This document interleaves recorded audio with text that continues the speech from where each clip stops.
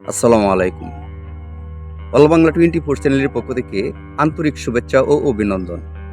আপনাদের সামনে বেশ কয়েকটা ভিডিওই দেওয়া হয়েছে হাঁসের বাচ্চার ব্রুডিং নিয়ে। আজকে আলাপ আলোচনা করব হাঁসের বাচ্চা 5-7 দিন, 10 দিন বা 15 দিন বয়স হলে যে কি করণীয় ব্যাপার বিষয়, ওইসব ব্যাপার বিষয় নিয়ে আজকে কিছু আলাপ আলোচনা করব। তো চলুন বন্ধুরা, মূল প্রসঙ্গে যাই। মূল প্রসঙ্গটা হইল এই, আপনারা অনেকেই প্রশ্ন করেন হাঁসের বাচ্চা কতদিন বয়সে পানিতে নামানো যায়। সেই ক্ষেত্রে আমি বলবো হাঁসের বাচ্চা মূলত পানিতে নামানোর নিয়ম হইল 20 থেকে 22 দিন বয়স হলে।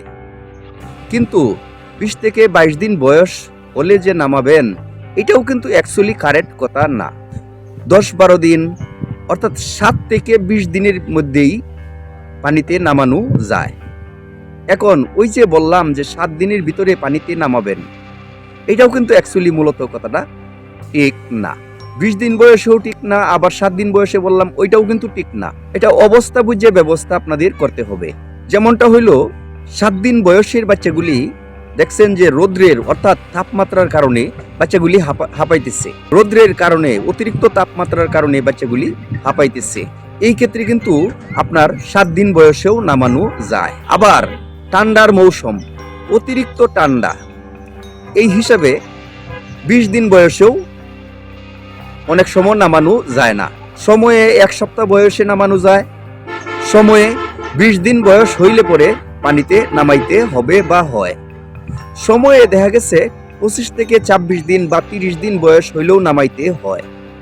এটা আবহাওয়ার উপরে নির্ভর করবে। দিনের আবহাওয়াটা কিরম সেটা আপনার বুঝতে হবে, সেটা আপনার অনুভব করতে হবে। আর সেটা যদি অনুভব করতে পারেন তাহলেই হাঁসের বাচ্চাগুলি আপনারা পানিতে নামাইতে সহজ হয় বা নামাবেন। দেখতেছেন যে এখন যে মৌসুমটুকু আছে, রাত্রের বেলা ঠান্ডা, দিনের বেলা পর্যাপ্ত পরিমাণ গরম।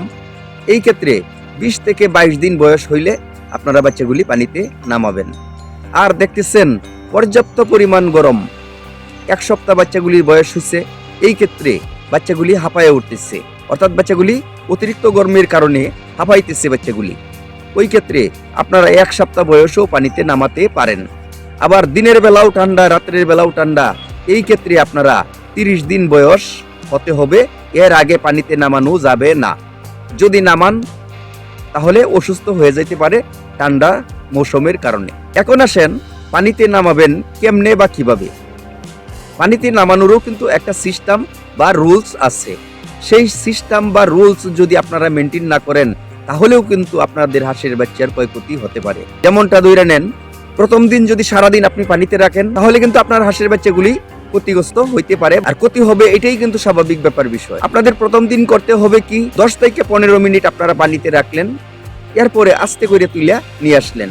এর পরের দিন আধা ঘন্টা সময় আপনারা পানিতে রাখলেন, এর পরের দিন 1 ঘন্টা সময় রাখলেন, এর পরের দিন 2 ঘন্টা সময় রাখলেন। এমনি ভাবেই 1 ঘন্টা 1 ঘন্টা করে আপনাদের হাঁসের বাচ্চাগুলি বেশি করে পানিতে রাখতে শুরু করেন। অর্থাৎ ক্রমান্বয়ে হাঁসের বাচ্চাগুলিকে পানিতে নিয়ে গেলেন।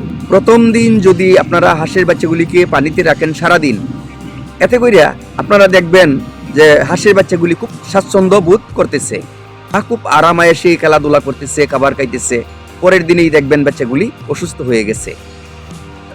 কারণ হঠাৎ করিয়া আপনারা হাঁসের বাচ্চাগুলি সারাদিন পানিতে রাখবেন না, রাখলে আপনাদের হাঁসের বাচ্চার সমস্যা বা অসুস্থ হতে পারে।